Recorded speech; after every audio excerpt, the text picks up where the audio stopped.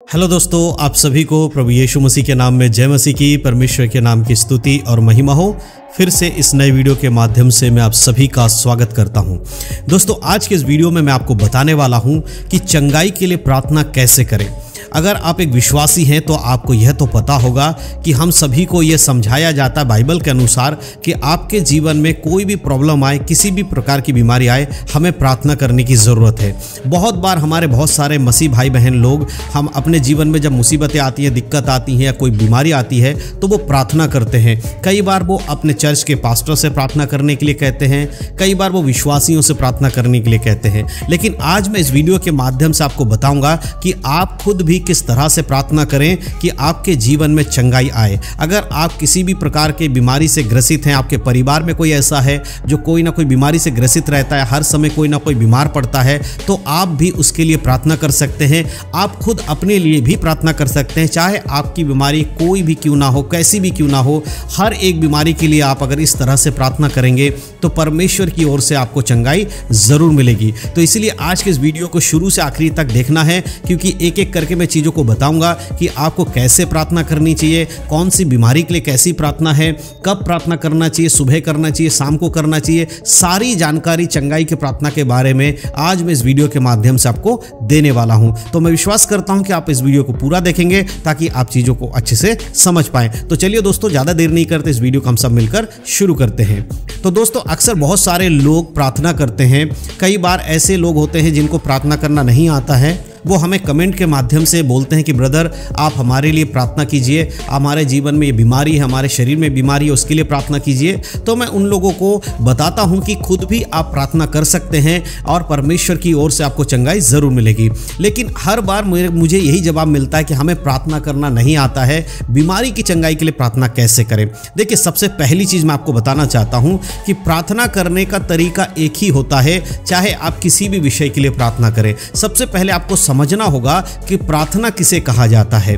प्रार्थना ऐसा नहीं है कि आप किसी तरह से रट लें या किसी ने आपको सिखा दिया कि आपको इतना ही बोलना है और आप प्रार्थना कर लें। बहुत सारे ऐसे विश्वासी लोग हैं जो कि मत्ती 6 अध्याय में जो प्रार्थना यीशु मसीह ने अपने चेलों को सिखाया था, उसी प्रार्थना को दोहराते हैं कि है हमारे स्वर्गीय पिता, तू जो स्वर्ग में है, तेरा नाम पवित्र माना जाए, जैसे तेरी इच्छा स्वर्ग में पूरी हो तैसी पृथ्वी पर पूरी हो, दिन भर की रोटी आज हमें देना। यानी कि उस प्रार्थना को एज इट इज जैसा लिखा है वैसे ही रटकर प्रार्थना करते हैं। तो मेरे प्रियो, इस तरह से रटा हुआ प्रार्थना नहीं करना है। आपके जीवन में अगर कोई बीमारी है तो सबसे पहले आपको समझना है कि प्रार्थना क्या है। प्रार्थना वो है जब हम अपनी ज़रूरतों को किसी से बोलते हैं। यानी कि जैसे कि आप मान लीजिए आपकी ज़रूरत है, कुछ आपको चाहिए और आप अपने पिताजी से या अपने गार्जियन से बोलते हैं कि मुझे इस चीज़ की ज़रूरत, आप मुझे दिला दीजिए। तो आप कैसे बोलेंगे? आप अपने पिता के पास जाएंगे और बोलेंगे, पिताजी या पापा या डैडी, मुझे इस चीज़ की ज़रूरत है, मैं आपसे बोलता हूँ मुझे इस चीज़ को दिला दीजिए, मुझे इसकी ज़रूरत है। इस तरह से आप उनसे निवेदन करेंगे। सेम यही चीज आपको अकेले में बैठना है और स्वर्गीय पिता से, उस स्वर्गीय पिता से आपको कहना कि हे पिता परमेश्वर, मैं यीशु मसीह के नाम से आपके पास आया हूं और मेरे जीवन में ये बीमारी है, उससे मुझे चंगाई दीजिए। तब परमेश्वर के पास आपकी प्रार्थना पहुंचती है और आपको उत्तर मिलता है। लेकिन कई बार लोग एक सबसे बड़ी गलती कर देते हैं, वो आपको बिल्कुल भी नहीं करना है। अगर आप इस तरह की गलती करेंगे, फिर आप कितना भी प्रार्थना करते रहिए, मुझे लगता है उसका जवाब आपको नहीं मिलेगा। और वो गलती क्या है वो मैं आपको बताना चाहता हूं। अक्सर बहुत सारे लोग दूसरों को प्रार्थना देते हैं कि मेरे लिए, मेरे घर के लिए, मेरी बीमारी के लिए आप प्रार्थना कीजिए। आप में से भी मुझे लगता है जितने भी लोग मुझे सुन रहे हैं, आप सभी लोग कभी ना कभी किसी ना किसी को तो आपने अपने प्रार्थना विषय दिए होंगे। किसी से तो आपने कहा होगा कि आपके लिए वो प्रार्थना करे, या आपने अपने चर्च के पास्टर से कहा होगा, या चर्च के विश्वासी से कहा होगा, या फिर आपने यूट्यूब में मेरे जैसे कोई वीडियो देखा होगा, मेरे वीडियो को भी देखा होगा, तो कमेंट बॉक्स में लिख दिया होगा कि पास्टर जी या ब्रदर जी या जो भी आप संबोधित करते लिखकर बोला होगा, मेरे लिए ये विषय है, मेरे लिए प्रार्थना कीजिएगा या मेरे परिवार के लिए प्रार्थना कीजिएगा। इस तरह से कभी ना कभी आपने तो जरूर किया होगा। देखिए, सबसे बड़ी गलती लोग यही करते हैं, हम बाइबल के अनुसार नहीं समझते। बाइबल में कहीं पर भी ये नहीं कहा गया है कि आप प्रार्थना मत करो, दूसरों से प्रार्थना करने के लिए कहो। कहीं पर भी एक भी बाइबल वचन में नहीं है जो ये बताता हो कि आप खुद प्रार्थना मत करो लेकिन दूसरों को बार बार अपनी प्रार्थना विषय को दे दो। आज विश्वासी लोग यही करते हैं, वो खुद प्रार्थना नहीं नहीं करते लेकिन दूसरों को बार बार प्रार्थना विषय देते हैं। उनको ऐसा क्यों लगता है? इसमें गलती मसीहों की भी नहीं, कई बार गलती हम जैसे प्रचारक लोगों की होती है। हम लोगों को यही शिक्षा दे देते हैं कि हमें प्रार्थना दो, आप हमारे पास आओ, अपने विषय को बोलो, हम आपके लिए प्रार्थना करेंगे तो परमेश्वर आपकी चंगाई को करेगा। देखिए, सबसे पहली चीज, आप हो चाहे मैं हूं, हम सब पिता परमेश्वर से प्रेम करते हैं और उन्हीं से प्रार्थना करते हैं। तो हम अगर आप भी प्रार्थना करेंगे तो भी उतना ही असर होगा जितना मेरे प्रार्थना करने से। फर्क सिर्फ इतना है कि जो ज्यादा परमेश्वर के नजदीक होता है, परमेश्वर के वचन के अनुसार जीवन जीने वाला व्यक्ति होता है, उसकी प्रार्थना का उत्तर जल्दी मिलता है, उसका असर ज्यादा होता है, क्योंकि प्रभु अपने लोगों के लिए कार्य करता है। अगर आप एक पवित्र जीवन जीते हैं और आप प्रार्थना करेंगे सच्चे दिल से यीशु मसीह पर विश्वास करके, तो आपकी प्रार्थनाओं को भी परमेश्वर सुनेंगे। आज के समय में लोग इतने निकम्मे कह सकता हूं मैं हो गए हैं कि वो खुद प्रार्थना नहीं करते हैं लेकिन बार बार दूसरों को प्रार्थना देते हैं। आपको क्या करना चाहिए? क्या दूसरों को प्रार्थना नहीं देना चाहिए? देना चाहिए। दूसरे व्यक्ति को भी आप अपने प्रार्थना विषय दीजिए, लेकिन आप खुद क्या उस विषय के लिए प्रार्थना करते हैं? अगर आप खुद उस विषय के लिए प्रार्थना नहीं करते हैं तो फिर आप 10,000 लोगों को भी प्रार्थना विषय देंगे, क्या उससे आपका कोई लाभ होगा?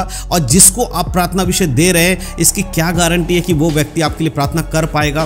क्या मालूम उसको याद ना रहे, हो सकता है बहुत सारे विषय उसके पास जाए जिससे कि आपके बारे में वो भूल जाए। ऐसे में क्या होगा? आपने तो प्रार्थना किया नहीं, आपने दूसरे को दे दिया और आप निश्चिंत हो गए, चलो जी मैंने तो प्रार्थना दे दिया, मेरे लिए प्रार्थना हो जाएगा। जिसको आपने प्रार्थना विषय दिया है, कई बार उसके पास याददाश्त नहीं रहती, या वो भूल जाता है कि भाई मुझे किसी ने विषय दिया है, या उसका बहुत सारे मिनिस्ट्री काम होते हैं जिस वजह से वो उस चीज को याद नहीं रख पाता है। तो ऐसे में आपको क्या करना चाहिए? आपको खुद प्रार्थना करना चाहिए। आपकी बीमारी कैसी भी हो, आप परमेश्वर की संगति में बैठिए। कोशिश कीजिए आप अकेले में बैठे, एक कमरे में जाइए, ऐसी जगह पर जहां पर आप अकेले हो, वहां जाकर अपने घुटने पे बैठिए, अपने बीमारी के लिए रो रो कर प्रार्थना कीजिए। आप परमेश्वर से खुल के बोलिए, आपकी बीमारी चाहे कैसी भी हो। कई बार लोग बीमारी को, ऐसी कोई गुप्त बीमारी हो तो जिससे बोलना पसंद नहीं करता, आप बोल दीजिए, क्योंकि पिता परमेश्वर के सामने कुछ भी छुपा हुआ नहीं है।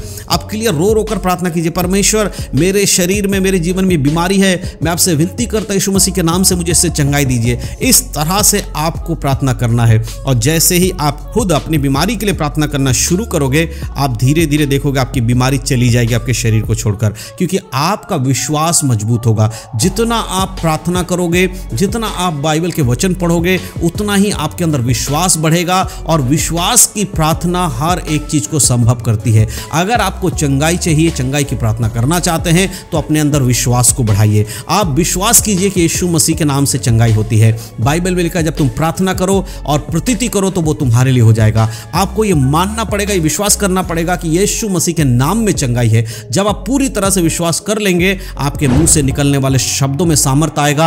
आपके शरीर में, आपके परिवार के किसी व्यक्ति में, आपके जान पहचान में किसी व्यक्ति में, किसी के लिए भी अगर आप प्रार्थना करेंगे चंगाई के लिए, तो वो कार्य जरूर करेगा। क्योंकि वचन में लिखा, परमेश्वर का वचन बिना कार्य किए वापस नहीं आता है, बशर्ते जो उस वचन को इस्तेमाल कर रहा हो उसके अंदर पवित्र आत्मा का कार्य होना चाहिए। वो एक सच्चा विश्वासी होना चाहिए। इसीलिए अगर आप चाहते हैं कि आप प्रार्थना करें और आपकी बीमारी दूर हो, तो अपने अंदर विश्वास लाइए। यह विश्वास कीजिए, यीशु मसीह के कोड़े खाने से आप चंगे हो गए हैं। जब इस बात पर आपका विश्वास होगा, फिर आप प्रार्थना करेंगे तो आपकी सारी बीमारियों को परमेश्वर दूर करेगा। लेकिन कई बार बहुत सारी बीमारियों को परमेश्वर चंगा नहीं करता है। इसका यह मतलब नहीं है कि हर बीमारी को चंगाई परमेश्वर देगा। कई बार कुछ बीमारी आपके जीवन में इसलिए परमेश्वर रख देता है ताकि आप परमेश्वर के प्रति धन्यवादित बने रहो। जैसे पौलुस के जीवन में परमेश्वर ने कहा, मेरा अनुग्रह तेरे लिए काफी है। उसी प्रकार से हो सकता है कि आपके जीवन में कोई बीमारी ऐसी परमेश्वर की इच्छा के अनुसार रही हो, जिसके कारण आज भी आप प्रभु पर